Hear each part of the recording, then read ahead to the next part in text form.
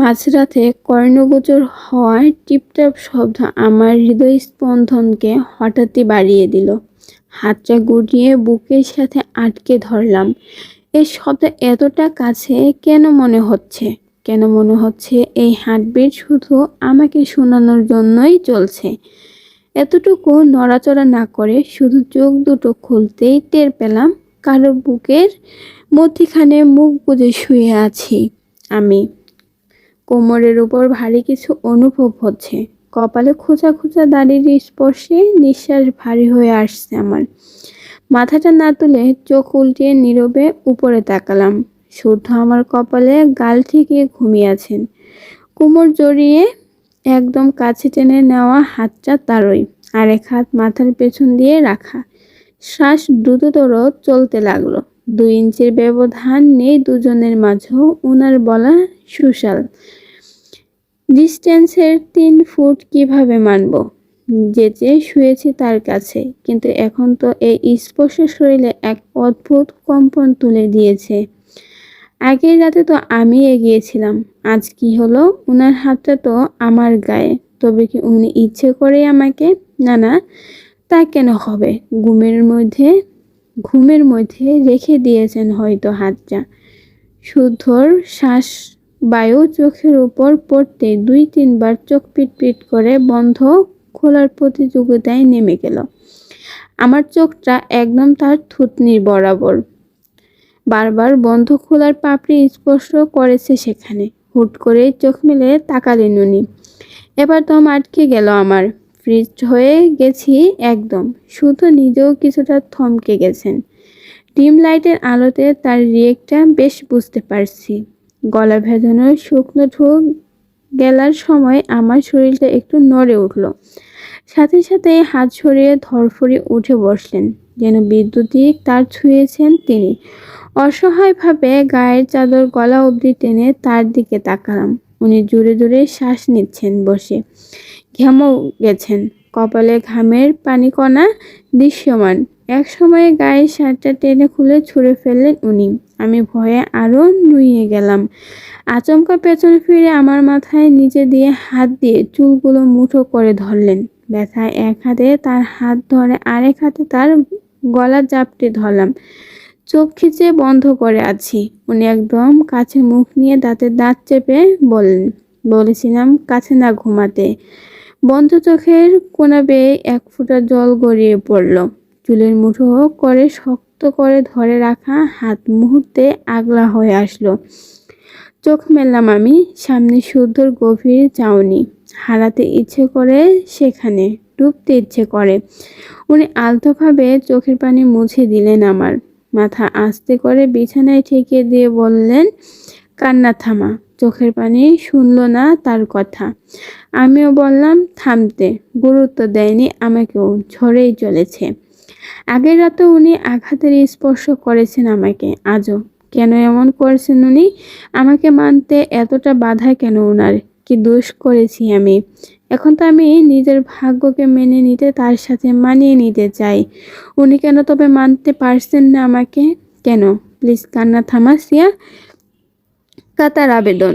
গাল দুটো মুছে পাশে ফিরে শুয়ে পড়লাম। একটু পরেই মাথায় কারো স্পর্শ। দুঃখে কেঁদে উঠলাম, আবারও মুখ চেপে ধরে। শুদ্ধ ভায়া মাথায় হাত বুলিয়ে দিয়ে বললেন, খুব লেগেছে তোর? লেগেছে, হ্যাঁ লেগেছে, কিন্তু কোথায়? যেখানটা বাইরে থেকে দেখে কোমল স্পর্শে সারিয়ে দিতে আপনি ব্যস্ত হয়ে উঠেছেন, সেখানে? না, অদৃশ্য কোথাও। জানা আপনি দেখতে পারছেন না আমি নিজেও। শুধু মনে হচ্ছে আপনার ব্যবহারে দূরে যা, দূরে থাক কথাগুলো ভেতরটাকে খুব লেখাচ্ছে। কিন্তু এগুলো মেনে নিতে হবে আমাকে। পরিবর্তনের চেষ্টাও করতে হবে আমাকে। উনি বললেন, কথা বলছিস না কেন? নিজেকে একটু সামলে উঠে বললাম, আপনি এত কথা বলছেন কেন? নেশা কেটে গেছে? শুধু বিস্ময় নিয়ে তাকালেন আমার দিকে। মুহূর্তে এক রাশ রাগের ছায়া পড়ল তার চোখে মুখে। বিছানা থেকে নেমে মেঝেতে পড়ে থাকা শার্ট কাঁধে ঝুলিয়ে বারান্দায় চলে গেলেন। ওনাকে বুঝতে গিয়ে সত্যি মাথা ব্যথা হচ্ছে আমার। এবার হেডেক হচ্ছে। ইউ থিঙ্ক আম এ ফুল? যা বলবি তাই বিশ্বাস করব। কিছু বুঝি না আমি। মিথ্যে বলছিস তুই? কাল রাতেও মিথ্যে বলেছিলি। অন্য সময় হলে ভয় পেতাম। অস্বাভাবিকভাবে রাগ হলো আমার। উঠে গিয়ে তার হাত চেপে ধরলাম। শুধু বড় বড় করে তাকালেন আমার দিকে। মুখটাও কিছুটা হা হয়ে গেছে তার, কিন্তু তার এতটুকু প্রভাব না অনুভব করিনি আমি। রুমে টানতে টানতে এনে বিছানার সামনে এনে দাঁড় করিয়ে হাত ছেড়ে বললাম, যা বুঝেছেন ঠিক বুঝেছেন, কিন্তু তবু আমার মাথায় হাত বুলিয়ে দেবেন আপনি। আপনার হাত মাথায় না থাকলে ঘুম হবে না আমার। কি? জি, অভ্যাস হয়ে গেছে আমার। এক রাতে অভ্যাস হয়ে গেছে তোর? হু, পাগল হয়ে গেছিস তুই? হ্যাঁ, now listen, you are drunk. ধাক্কা মেরে বেড়ে ফেললে মাথার সাথে হাত বেঁধে দেবে, কিচ্ছুটি করতে পারবেন না। মাথায় একদম সিল মেরে বসিয়ে নিন।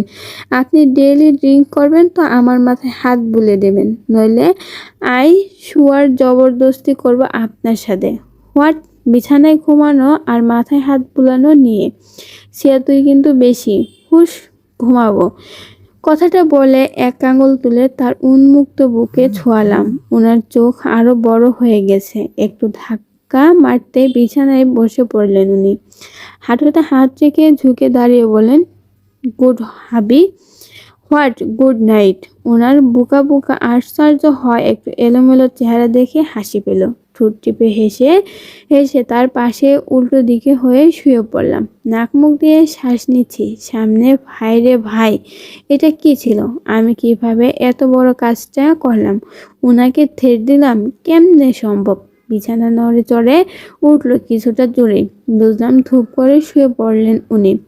চোখের সামনে সুধের মতো এক অবয়ব দেখলাম। কপালের চুলগুলো দু হাতে উল্টে চোখ গোলগাল করে উপর দিক তাকিয়ে আছেন।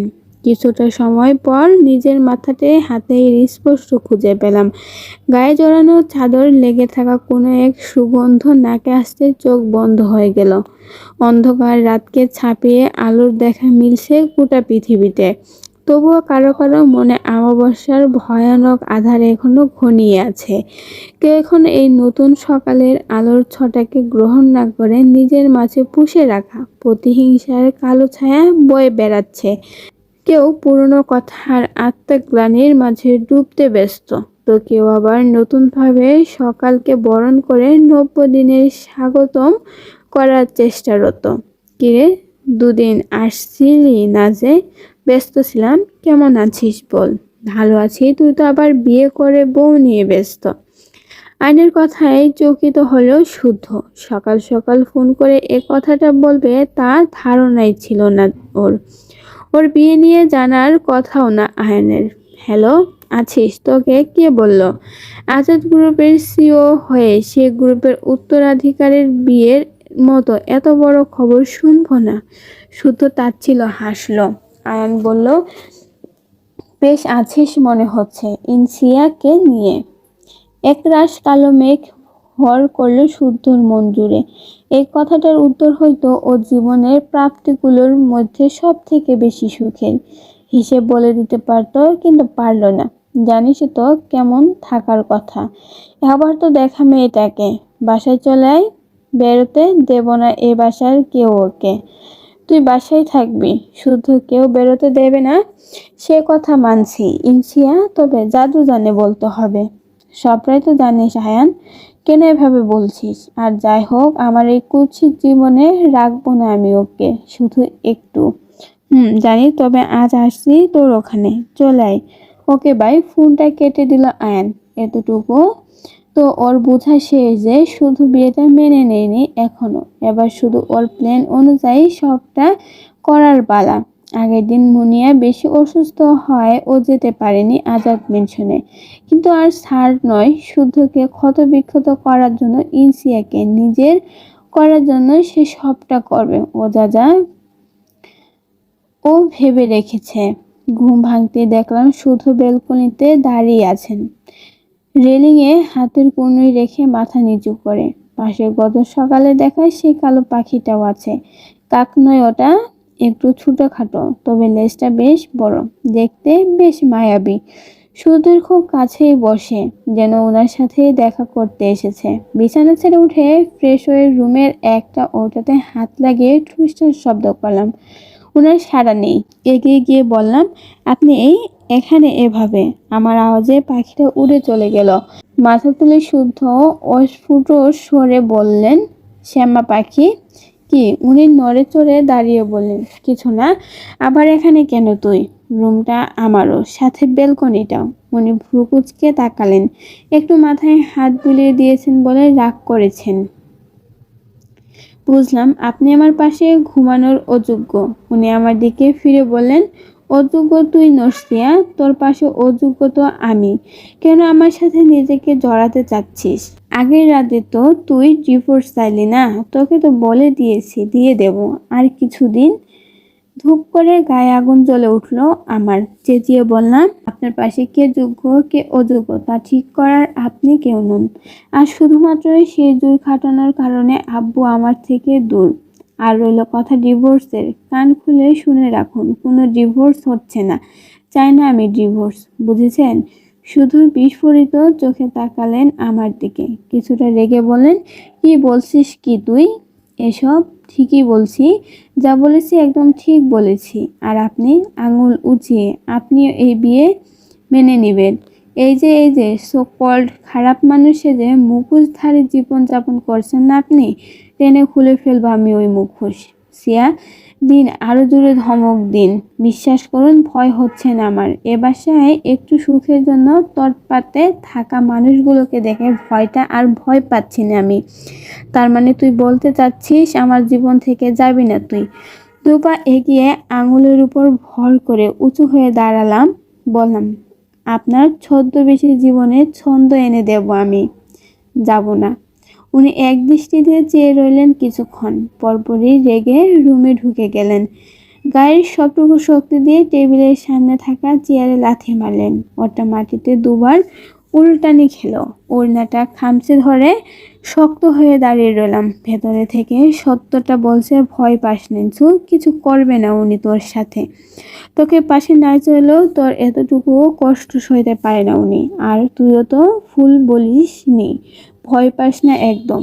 বেশ, থাক তুই এ বাসায় তোর সারেগামা আর ছন্দ নিয়ে। আমি চলে যাব। শুধু দরজা খুলে বেরিয়ে গেলেন। থপ করে মেঝেতে বসে পড়লাম। তীরের মতো বিদ্ধ কথাটা আমার। চলে যাবেন মানে? এদিকটা তো ভেবে দেখিনি আমি। মানুষটা যদি না থাকে, কাকে নিয়ে সংসার সাজাবো আমি? কিভাবে আটকাবো উনাকে?